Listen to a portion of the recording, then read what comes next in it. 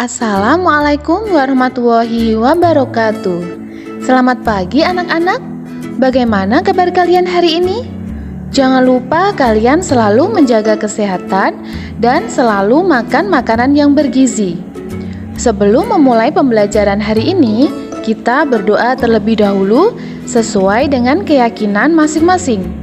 Berdoa mulai. Berdoa selesai. Pada pembelajaran hari ini, kita akan belajar tema 3, subtema 2, peduli terhadap makhluk hidup, muatan IPA dan bahasa Indonesia, bagian-bagian tubuh hewan, dan wawancara untuk anak-anak yang duduk di kelas 4 sekolah dasar. Adapun tujuan pembelajaran pada hari ini yaitu yang pertama, setelah mengamati video, siswa mampu mengidentifikasi bagian-bagian hewan dan fungsinya dengan benar. Yang kedua, setelah mengamati video dan benda konkret, siswa mampu membuat laporan tentang bagian-bagian hewan dalam bentuk diagram Venn dengan benar. Yang ketiga, setelah mengamati video, siswa mampu membuat daftar pertanyaan untuk persiapan wawancara dengan tepat. Dan yang terakhir, dengan melakukan wawancara, siswa mampu menyajikan laporan tertulis menggunakan kosakata baku dan kalimat efektif dengan sistematis.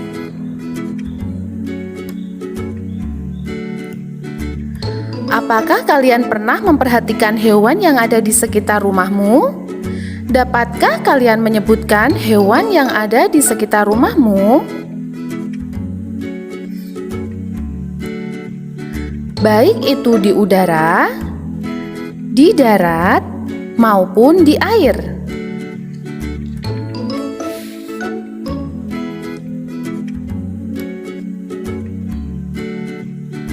Dapatkah kalian menyebutkan bagian utama tubuh hewan?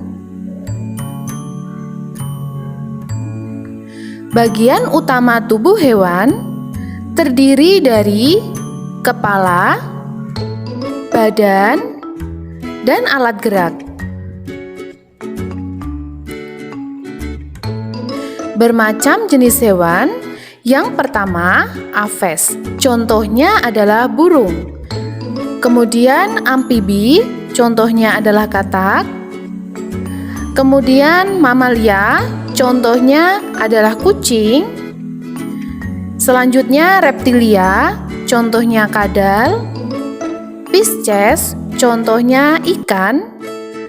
Dan serangga, contohnya belalang.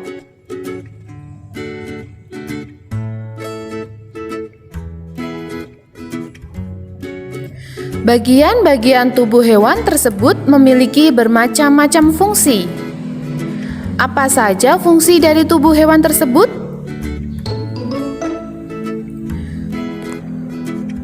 Fungsi bagian-bagian tubuh burung. Paruh berfungsi untuk makan atau mengambil makanan. Mata berfungsi untuk melihat.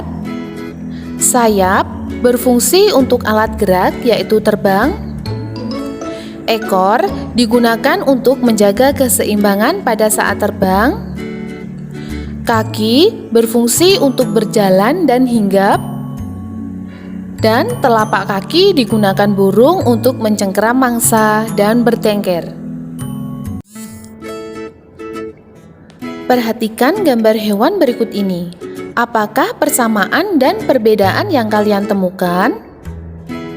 Untuk lebih jelasnya, mari kita lihat tabel berikut ini. Tabel ciri-ciri pada hewan.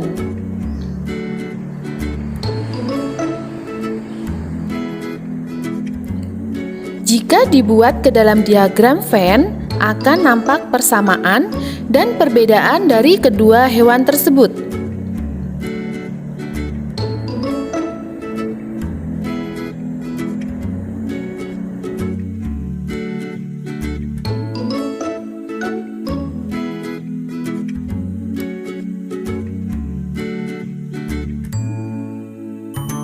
Sekarang, cobalah amati hewan yang ada di sekeliling kalian. Sebutkan bagian-bagian tubuh hewan tersebut bersama fungsinya.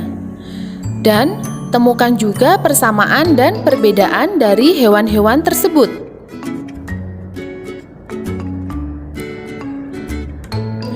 Apa yang dimaksud dengan wawancara?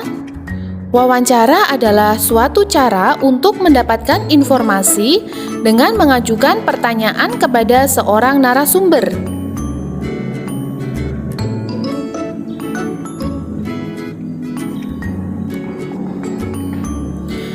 Narasumber adalah orang yang menjawab pertanyaan atau memberikan informasi. Sedangkan pewawancara adalah orang yang bertanya atau mencari informasi.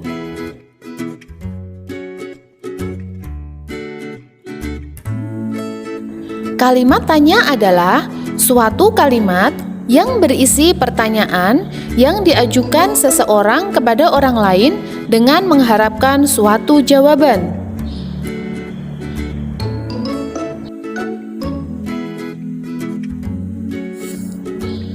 Bentuk kalimat tanya.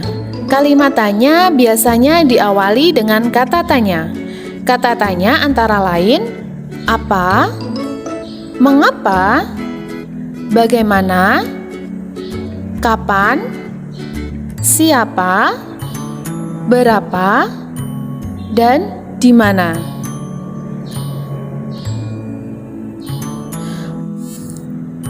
Makna kalimat tanya.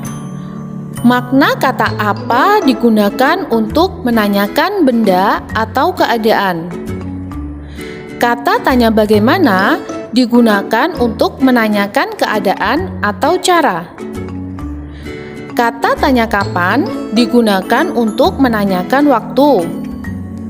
Kata tanya mengapa digunakan untuk menanyakan sebab atau alasan. Kata tanya siapa digunakan untuk menanyakan orang. Kata tanya berapa digunakan untuk menanyakan jumlah. Dan kata tanya di mana digunakan untuk menanyakan tempat.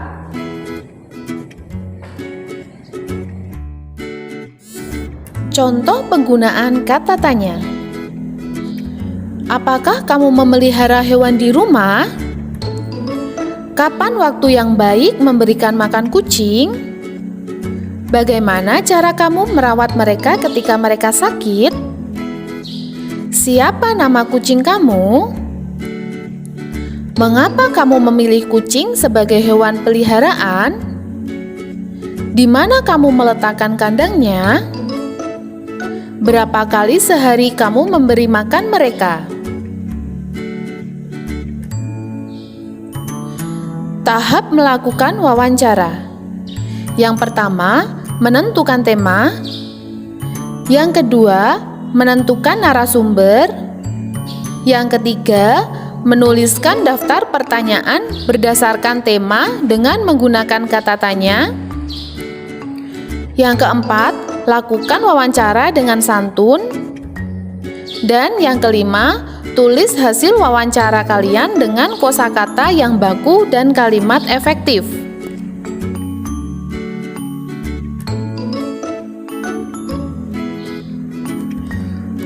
Kosakata baku adalah kata yang digunakan sudah sesuai dengan pedoman atau kaidah bahasa yang sudah ditentukan. Kosakata dapat ditemukan di dalam Kamus Besar Bahasa Indonesia atau KBBI. Selanjutnya, kalimat efektif dapat disusun dengan menggunakan Pedoman Umum Ejaan Bahasa Indonesia atau PUEBI. Daftar pertanyaan, wawancara, dan laporan wawancara. Menyusun daftar pertanyaan wawancara dilakukan sebelum melakukan wawancara. Daftar pertanyaan yang akan ditanyakan sebaiknya diurutkan dari hal yang umum ke hal yang khusus. Gunakan kata tanya yang sesuai dengan hal yang ingin ditanyakan. Berikut contoh daftar pertanyaan wawancara yang bisa kamu siapkan.